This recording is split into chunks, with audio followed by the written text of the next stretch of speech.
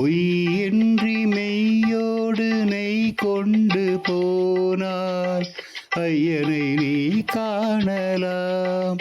சபரியில் ஐயனை நீ காணலாம். ஐயப்பா சுவாமி ஐயப்பா, ஐயப்பா சரணம் ஐயப்பா, ஐயப்பா சுவாமி ஐயப்பா, ஐயப்பா சரணம் ஐயப்பா. பூஜைகள் போடு தூய அன்போ